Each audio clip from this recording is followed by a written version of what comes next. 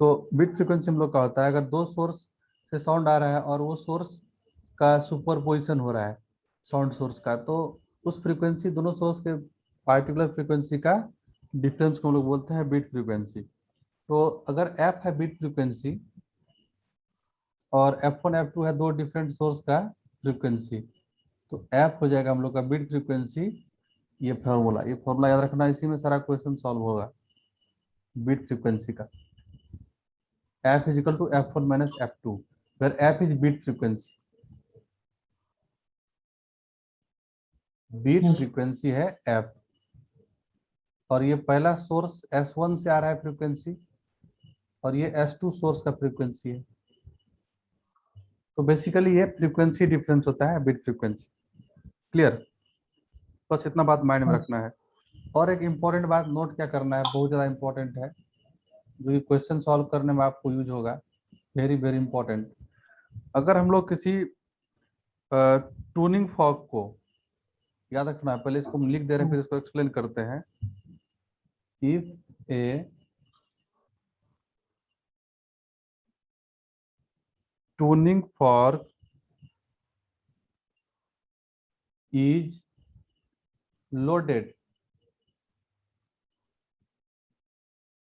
loaded with wax,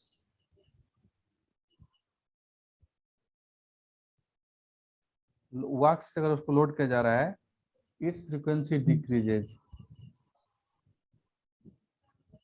it's frequency decreases, उसका frequency decrease कर जाएगा। और ऑन द अदर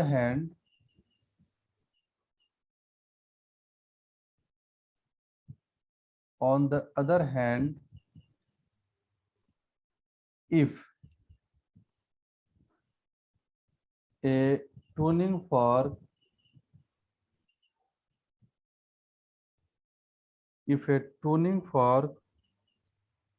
tuning का हम लोग स्पेलिंग मिस्टेक कर रहे हैं,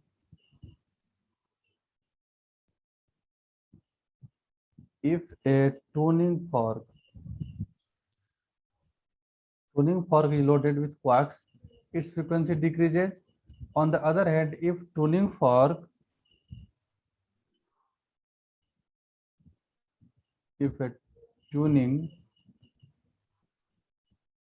fork is filed, अगर इसको हम लोग फाइल करेंगे, filed, its frequency increases.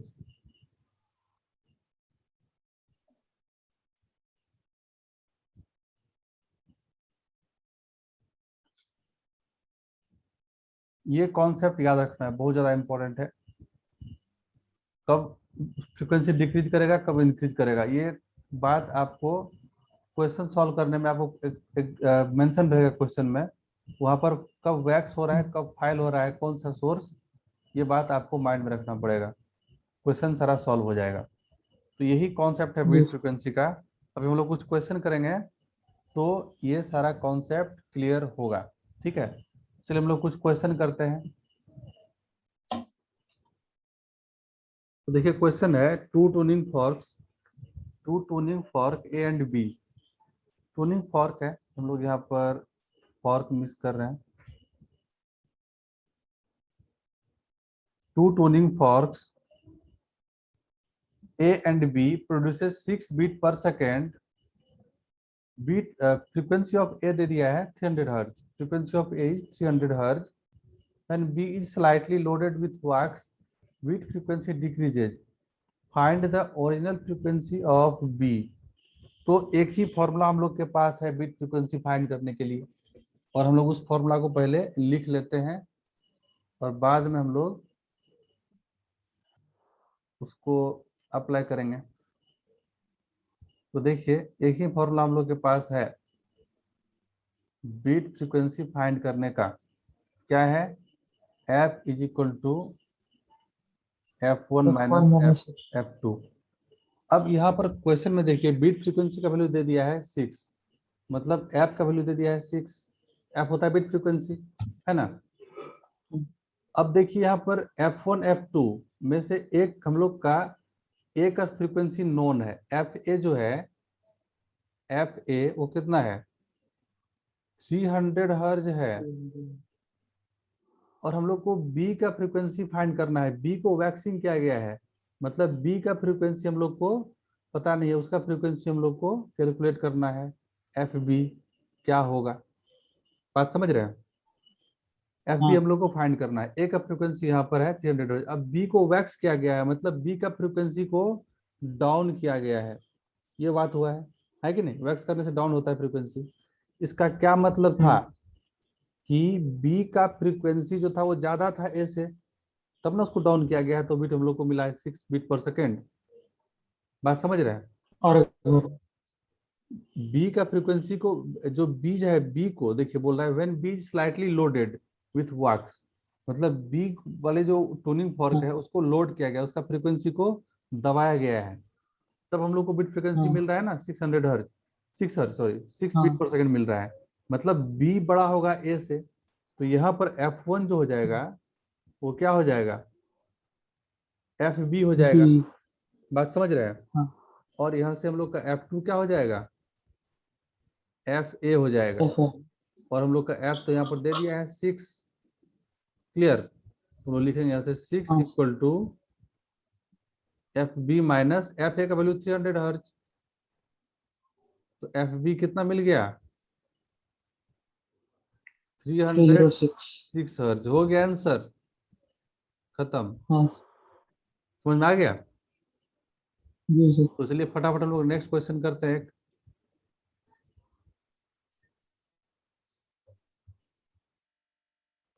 तो इस क्वेश्चन में है एक स्ट्रिंग है वायलिन का एमिट कर रहा है नोट 400 हर्ज का। At its correct tension the string is beat out and produces 5 beat per second with a tuning fork of frequency 400 hertz. Initially देख लीजिए क्वेश्चन में बोल रहा है कि 400 हर्ज है उसका करेक्ट टेंशन पर फ्रीक्वेंसी। अब फिर से उस स्ट्रिंग को टाउट किया गया है, फिर से बात को समझिए, अंडरलाइन कीजिए, फिर से the string is bit out, मतलब 400 के बाद उसको टाउट किया गया है स्ट्रिंग को, तब वो प्रोड्यूस कर रहा है 5 beat per second with a tuning fork of frequency 400 हर्ज। इसका क्या मतलब है कि अब स्ट्रिंग का टेंशन यहाँ पर फ्रीक्वेंसी 400 से ज्यादा होगा। बात समझ रहे हैं? तभी हाँ तो यहाँ पर से इसके साथ 400 के साथ वो 5 बीट पर सेकेंड प्रोड्यूस कर पा रहा है। तो अब हम लोग फिर से लिखेंगे बीट फ्रीक्वेंसी का एक्सप्रेशन। इस क्वेश्चन में जो है दो पार्ट है। कॉन्सेप्ट समझ रहे हैं क्वेश्चन का क्या है? हाँ वहां पर एक साथ दोनों वाइब्रेट कर रहा था, यहाँ पर अलग अलग केस में वाइब्रेट हो रहा है। तो F is equal to F1 - F2। अब देखिए बीट फ्रीक्वेंसी 5 दे दिया है, F1 F2 हम लोग ले लेंगे। F1 क्या लेंगे, इसका जब टाउट किया गया उस केस का फ्रीक्वेंसी को F1 बोल दिए। और F2 है किसके साथ, टोनिंग फॉर्क के साथ, जिसके साथ वो वाइब्रेट करके 5 बीट पर सेकेंड प्रोड्यूस कर रहा है, उसका फ्रीक्वेंसी F2 हो जाएगा 400 हर्ज। तो यहाँ से F1 का वैल्यू कितना आ जाएगा, 405 हर्ज। वहां पर क्या था प्रीवियस क्वेश्चन में, सिचुएशन कुछ डिफरेंट था। देखिए प्रीवियस क्वेश्चन में दोनों एक साथ वाइब्रेट कर रहा था और उसको वैक्स किया गया था, ठीक है। उसका हम लोग को पता नहीं था जी। एक्चुअल टेंशन क्या होगा, हम लोग को बस इतना पता था कि उसको वैक्स किया गया है, तो उसका फ्रिक्वेंसी को डिक्रीज किया गया है, तब मिल रहा है हम लोग को बीट का वैल्यू 5 या 6 मिल रहा है। और यहाँ पर बोल रहा है कि जब उसका करेक्ट टेंशन है, करेक्ट टेंशन पर उसका 400 हर्ज नोट एमिट कर रहा है, ठीक है, एट करेक्ट टेंशन। उसके बाद अगेन जी। उसको टाउट किया गया है, मतलब अब फ्रिक्वेंसी को बेस वैल्यू से आगे बढ़ाया गया है 400 से आगे। बात है कि नहीं? तब वो 5 बीट पर सेकेंड प्रोड्यूस कर पा रहा है टोनिंग फॉर्क के साथ, जो कि 400 हर्ट्ज फ्रीक्वेंसी पर वाइब्रेट कर रहा है।